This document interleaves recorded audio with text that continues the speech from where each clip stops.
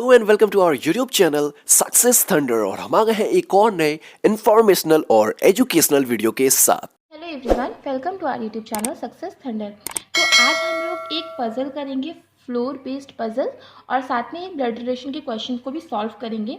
तो floor based puzzle में 7 लोगों का अरेंजमेंट होगा, 7 फ्लोर्स होंगे, वो लोग डिफरेंट डिफरेंट मंथ्स में बॉन्ड भी करेंगे।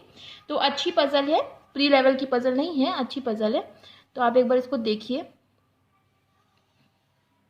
इस क्वेश्चन का स्क्रीनशॉट लीजिए। उसके बाद अब हम इस क्वेश्चन को सॉल्व करते हैं, सॉल्व करना शुरू करते हैं।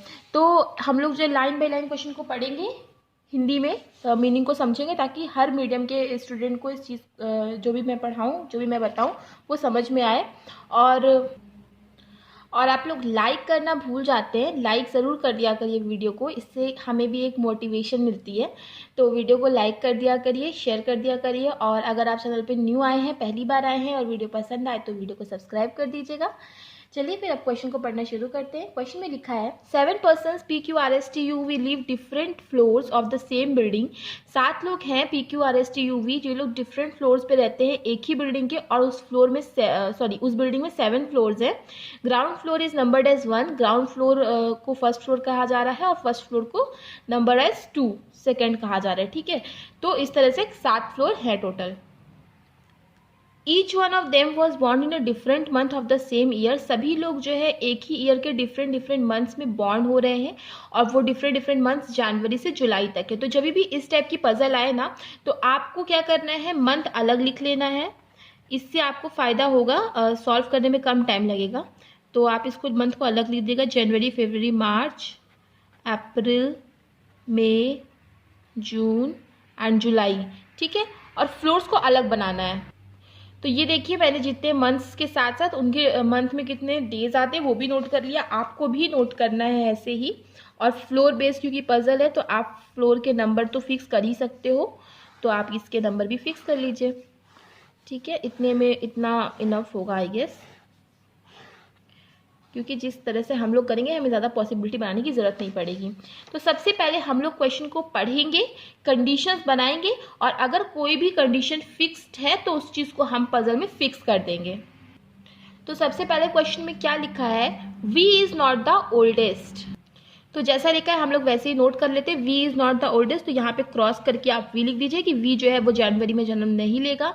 आगे लिखा है only 1 person lives between P and the youngest person. P और जो यंगेस्ट पर्सन है, मतलब वो जो कि जुलाई में जन्म लेता है, इन दोनों के बीच में केवल एक ही लोग रहेंगे। तो हमने इस चीज़ को नोट कर लिया कि P और जो बंदा जो जुलाई में जन्म लेगा, उन दोनों के बीच में केवल एक ही लोग रहेंगे। आगे लिखा है second youngest lives on an even number floor. मतलब सेकेंड यंगेस्ट कौन है, जून वाला है, और ये कहाँ पे रहेगा, किसी न किसी इवन नंबर फ्लोर पे रहेगा। अच्छा, इस क्वेश्चन को ना एक बार खुद से सॉल्व करने की कोशिश करिएगा, बाद में जिस अप्रोच से मैं सॉल्व कर रही हूँ वैसे करिएगा। ठीक है, तो चलिए फिर देखते हैं। तो इसमें लिखा हुआ है कि जो जून में है, जो जून में जन्म लेता है, दैट मीन्स जो सेकेंड यंगेस्ट है, वो कहीं ना कहीं इवन नंबर फ्लोर में वो आएगा। ठीक है, तो हमने यहीं पे नोट करके लिख दिया है, क्योंकि हमें कंडीशंस को कंपाइल करके नोट करना है। ठीक है, आगे लिखा है Q neither leaves immediately above nor leaves immediately below on which third youngest person leaves. मतलब क्यू जो है ना तो जस्ट अबव ना तो जस्ट नीचे उस फ्लोर के में नहीं रहेगा जिस फ्लोर में थर्ड यंगेस्ट पर्सन रहता है। अच्छा, थर्ड यंगेस्ट कौन है, मई वाला होगा, तो मतलब मई के एडजेसेंट जो है वो क्यू नहीं आएगा। ठीक है, यही तो चीज़ लिखी हुई है कि जो जिसमें मई वाला आएगा उसके एडजेसेंट क्यू नहीं आएगा। Q leaves neither above nor leaves immediately below the floor on which the third youngest person leaves. ठीक है, तो इस चीज़ को हमने ऐसे नोट कर लिया है। आगे लिखा है only 3% leave between the person who were born in July and April. तो जुलाई के बारे में यहाँ चीज़ दी गई थी, तो यहीं पे आप लिख दो कि जुलाई और अप्रैल के बीच में 3 लोग रहेंगे, right. 3 persons live between the persons who were born in July and April. R lives on the floor which is immediately below the on which T lives. मतलब T जिस फ्लोर पर रहता है उसके इमीजिएटली बिलो वाले floor में R रहेगा, right. उसके बाद क्या है, R lives immediately on which T lives। उसके आगे लिखा है only 2 person live between Q and the third oldest person। मतलब Q और जो थर्ड ओल्डेस्ट कौन है, मार्च वाला क्यू, और जो वो बंदा जो कि मार्च में जन्म लेता है, इन दोनों के बीच में केवल 2 ही लोग रहेंगे फ्लोर्स में। ठीक है, only 2% live between Q and the third oldest person, only 3% lives above the floor on which P lives, मतलब जिस फ्लोर पे P रहता है उसके ऊपर केवल 3 ही लोग रहेंगे, तो P यहीं पे आएगा, तभी तो 1 2 3 लोग उसके ऊपर आएंगे, तो ये चीज़ हमारी फिक्स हो गई, तो इस चीज़ को हमने लिख लिया। अच्छा, आगे देखते हैं क्या लिखा हुआ है।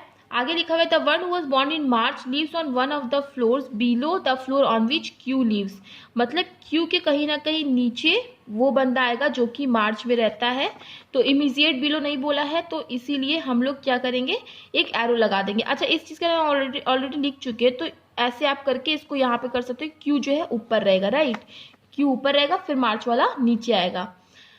आगे लिखा हुआ है P does not live immediately above or below S, मतलब P के अगल बगल S नहीं आएगा, तो इस चीज़ को आप यहीं नोट कर लीजिए कि P और S जो है वो दोनों एक साथ नहीं आएंगे।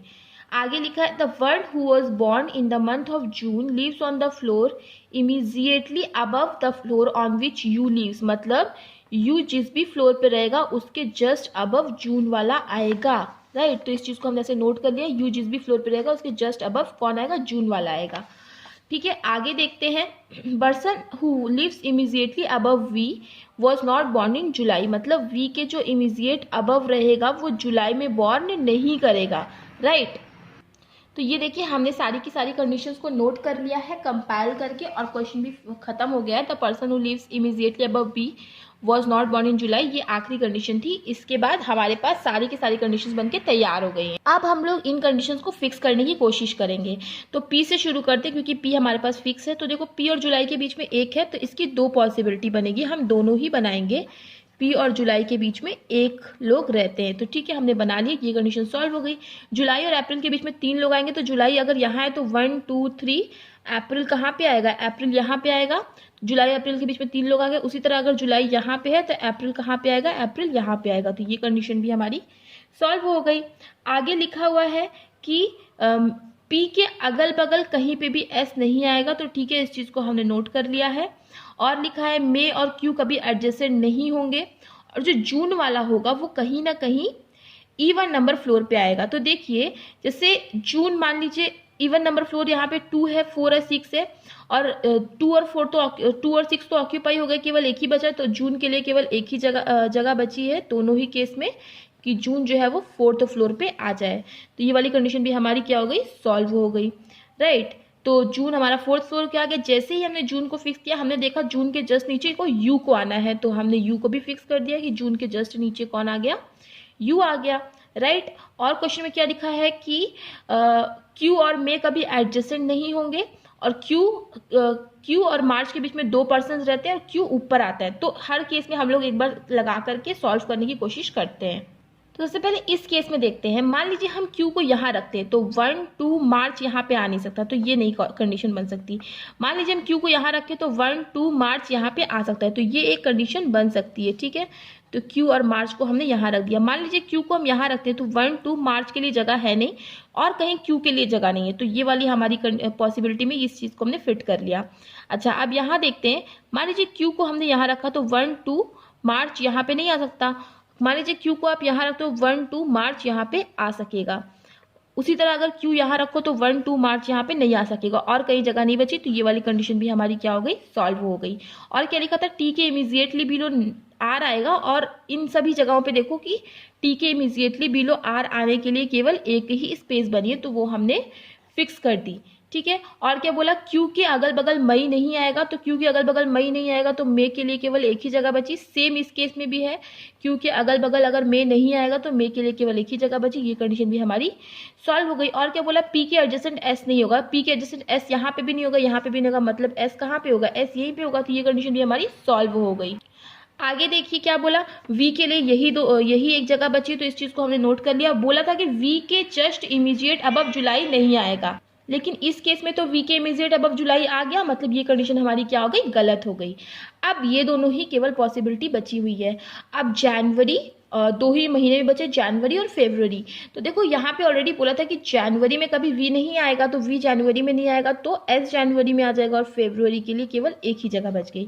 तो देखा कितनी आसानी से हमारा सारा का सारा क्वेश्चन सॉल्व हो गया, एकदम आसान तरीके से। अगर आप ये खुद से सॉल्व करोगे तो मैक्सिमम 4 मिनट या 3.5 मिनट ऐसे लगने चाहिए। तो ये एक आइडियल टाइम होगा इस क्वेश्चन को सॉल्व करने का। आइए अब हम लोग एक साथ में एक ब्लड रिलेशन का क्वेश्चन भी सॉल्व कर लेते हैं। तो इसी में मैंने यहाँ पे प्रिंट करके रखा था कि ब्लड रिलेशन का क्वेश्चन। तो क्वेश्चन में यहाँ पे लिखा हुआ है Y has a son and a daughter. Y का एक सन है और एक डॉटर है। तो हम चलिए इसको नोट करते हैं, इसको लिखते हैं। और उससे पहले मेरी एक ब्लड रिलेशन की सीरीज़ है। अगर आपको ब्लड रिलेशन एकदम अच्छे से सीखना है, आपको कोई भी प्रॉब्लम आ रही है, तो आप केवल वो सीरीज़ मेरी देख लीजिए, ब्लड रिलेशन को कैसे आसानी से जल्द सॉल्व करें। ये सारी चीज़ें मैंने वहाँ पे अच्छे से एक्सप्लेन की है। तो आप एक बार जा कर के वो सीरीज़ ज़रूर देख लीजिएगा अगर आपको ब्लड रिलेशन में कोई भी प्रॉब्लम है तो।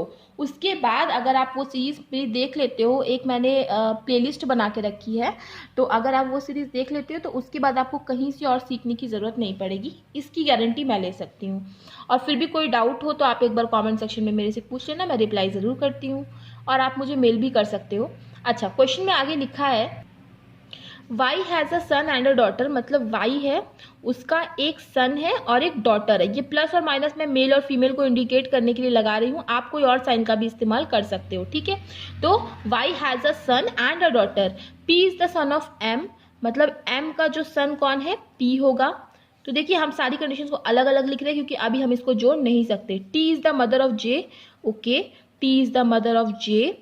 Y is the father of U, तो Y इज द फादर है, Y फादर है U का, मतलब U यहीं कहीं होंगी। और आगे क्या लिखा है U is daughter of T, sorry Y is the father of U, तो Y जो है वो U का फादर है और U जो है वो T की भी डॉटर है, ठीक है। U जो है वो T की भी डॉटर है। तो दैट मीन्स Y और T क्या करेंगे, Y और T कपल बनाएंगे क्योंकि U जो है U का फादर Y है और U जो है वो टी की भी डॉटर है। तो वाई और टी क्या करेंगे, वाई और टी कपल बनाएंगे। और इन दोनों का एक मेल एक बेटा और एक बेटी है।